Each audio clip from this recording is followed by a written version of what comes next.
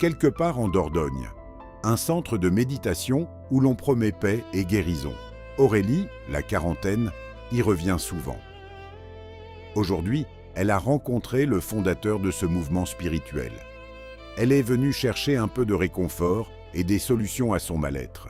Depuis que son compagnon l'a quittée, elle se sent perdue. Elle cherche un sens, un refuge. Le maître l'écoute, longuement, avec un calme qui rassure. En réponse à ses confidences, il lui dit qu'il comprend sa douleur, sans doute liée à son passé, mais qu'elle porte en elle des ressources immenses pour un avenir radieux. Aurélie est touchée par ses mots, par son regard. Il lui confie que peu de gens ont sa pureté de cœur et qu'ici, elle trouvera enfin sa vraie famille. Il lui assure qu'avec lui, elle découvrira sa vraie mission sur Terre.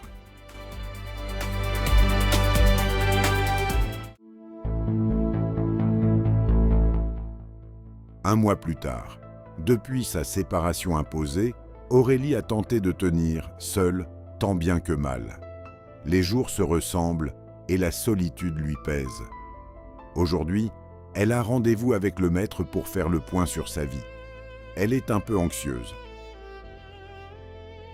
Il saisit un carnet posé sur la table et le tend à Aurélie. Il lui dit solennellement que le moment est venu qu'elle reçoive ce carnet noir qui n'est pas un simple objet. C'est son espace, pour la personne exceptionnelle qu'elle est. Un lieu intime où elle pourra déposer ses émotions, ses problèmes, ses révélations aussi. Puis, il ajoute que ce carnet sera le lien entre eux, qu'il incarne sa présence constante à ses côtés.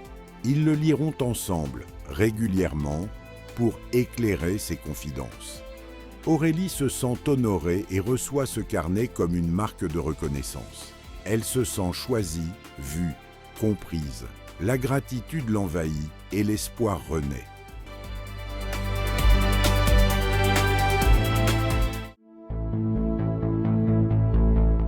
Comme à son habitude depuis quelques mois, Aurélie est venue faire un stage d'une semaine.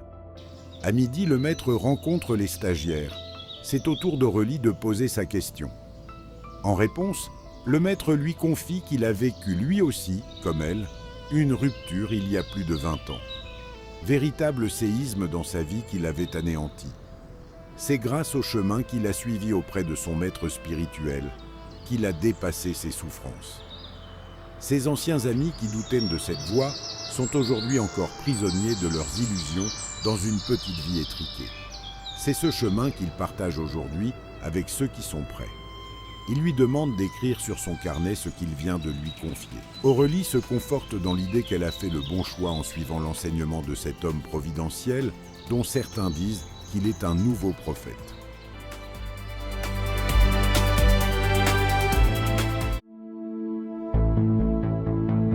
Depuis quelques mois, Aurélie réfléchit à un projet d'art-thérapie pour les jeunes qu'elle mûrit dans ses entretiens réguliers avec le maître. Elle est réjouie car elle vient de trouver un local et elle pourrait commencer dès cet été avec quelques amis. Elle fait part de son enthousiasme au maître.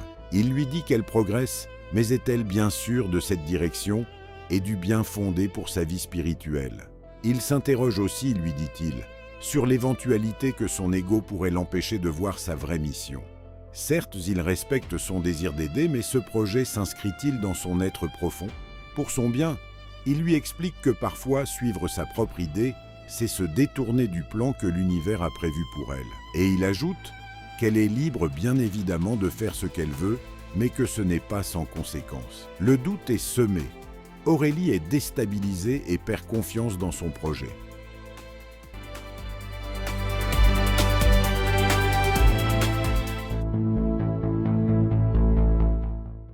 Aurélie commence à s'interroger. Ces derniers mois, certains événements au centre lui reviennent en mémoire. Des scènes de colère, le maître s'adressant à certains membres avec dureté. Il leur reproche de n'avoir rien compris à l'enseignement, de ne pas être à la hauteur, de ne pas mériter sa présence.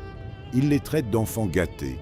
Il affirme que s'il n'a pas besoin d'eux pour exister, eux, en revanche, ont besoin de lui. Aurélie se souvient aussi de ce moment où elle a osé poser une question, exprimer un doute. La réponse a été immédiate, sèche. Quitter ce chemin, lui a-t-il dit, c'est s'exposer à la souffrance. Il lui faudrait des années, peut-être 20, pour retrouver son niveau spirituel.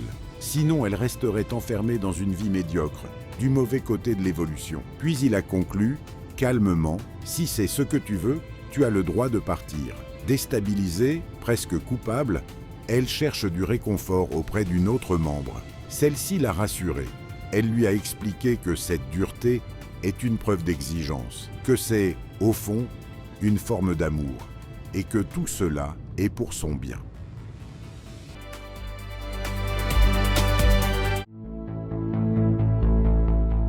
Aurélie est face à un dilemme. Son frère se marie, le même week-end où elle est attendue au centre. Depuis plusieurs jours, elle hésite. Elle tourne la décision dans sa tête sans parvenir à trancher. Au fond d'elle, une évidence. Elle ne peut pas ne pas être présente à ce mariage. Mais une autre voix s'impose, plus insistante. Manquer un week-end au centre, c'est montrer une faille, une faiblesse dans son engagement. Et cela pourrait déplaire.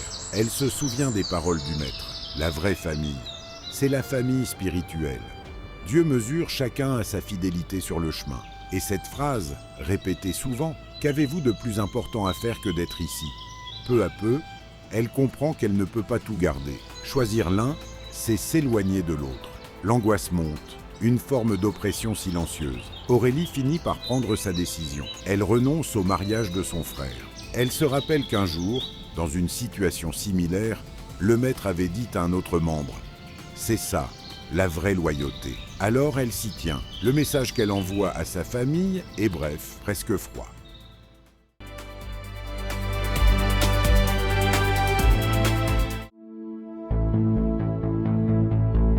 Aurélie se surprend à devenir de plus en plus critique. Quelque chose en elle résiste. Ce chemin censé conduire à l'harmonie, à la paix intérieure, à l'accomplissement de soi, ne produit pas ce qu'il promet. Lors des rassemblements, pourtant, tout semble parfait. Les visages sont lumineux, les sourires omniprésents. Mais à y regarder de plus près, elle perçoit autre chose. Une tension, une forme d'effort, comme si chacun s'appliquait à paraître heureux, à démontrer que les pratiques fonctionnent, à donner le change. Ici, le bonheur ne se vit pas, il se montre. Et ne pas sourire, c'est déjà s'exposer. Et le masque devient la règle. Ce jour-là, Aurélie laisse échapper une confidence. Dans un petit groupe, presque malgré elle, elle ose formuler des doutes. Questionner. Nuancer. 15 minutes plus tard, elle est convoquée. Dans le bureau du maître, le ton est tranchant. Pour qui te prends-tu ? Tu es qui pour avoir un avis sur mon enseignement ? Tu as brisé la confiance qu'il y avait entre nous. C'est très grave. Tu déçois toute la communauté. Je te préviens, c'est la première et la dernière fois.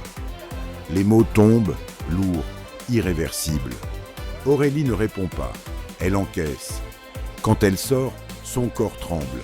Son cœur s'emballe, comme s'il allait lâcher. Mais ce qui l'envahit surtout, c'est une honte immense.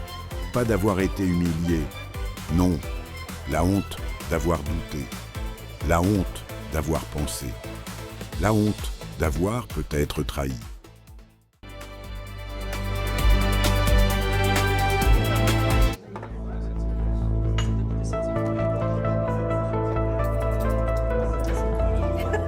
Aurélie retrouve Julie, sa meilleure amie. Autrefois, elle se voyait 2 fois par mois, mais aujourd'hui, cela fait plus de 3 mois. Julie brise le silence avec douceur. « Tu me manques. » Gênée, Aurélie invoque un emploi du temps surchargé. Mais très vite, elle laisse tomber les masques et confie ses doutes et lui relate un comportement du maître qu'elle ne comprend pas. Julie n'est pas étonnée. Elle n'a jamais vraiment senti le personnage. « Je suis contente que tu m'aies appelé, » lui dit Julie. Puis, elle pose la question qui fâche. « Trouves-tu normal que ce soit lui qui décide de tout pour toi ? Je ne te reconnais plus. » Au fond d'elle, Aurélie sait que son amie a raison, mais elle n'a pas le courage de s'affronter à la question pour l'instant. Julie lui confie que quels que soient ses choix, elle sera toujours son amie.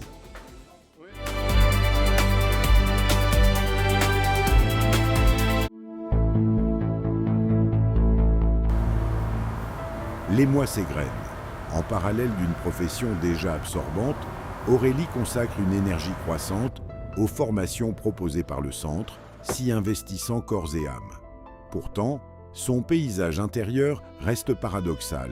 Elle navigue entre des périodes de bonheur fugaces et une anxiété qui ne la quitte jamais. Impossible pour elle de connaître la sérénité tant le maître se révèle imprévisible. Elle n'est pas seule dans cette situation. Nombreux sont ceux qui, comme elle, sont tour à tour humiliés ou encensés, sans raison apparente ni logique. Elle se remémore alors le souvenir de son ami Bastien, publiquement maltraité par le maître sous le seul prétexte qu'il ne pouvait s'inscrire à une formation à cause de ses contraintes professionnelles. Mais aujourd'hui, c'est au tour d'Aurélie de se retrouver sous les feux des projecteurs. Face à une assemblée nombreuse, le maître érige son parcours en exemple, saluant sa compréhension de l'enseignement et la profondeur de sa relation spirituelle. Surprise, elle ressent un mélange troublant de gêne et d'une reconnaissance qu'elle n'aurait osé espérer. Cet instant de gloire vient presque effacer le moment de mépris et d'humiliation qu'elle a vécu avec le maître quelques mois auparavant.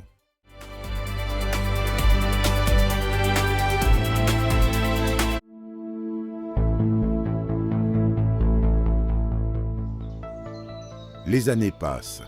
Depuis le départ violent de son ami Bastien, quelques mois plus tôt, une tension sourde grandit en Aurélie. Elle a gravi les échelons de la hiérarchie, presque malgré elle. Désormais dans les coulisses, elle assiste à des mensonges de plus en plus difficiles à tolérer. Une voix intérieure la presse de fuir cet enseignement qui se trouble, mais son cœur reste partagé. Comment renoncer à cette famille spirituelle et à la cause qu'elle croyait défendre? Elle était loin d'imaginer à quel point tout pouvait basculer en un instant.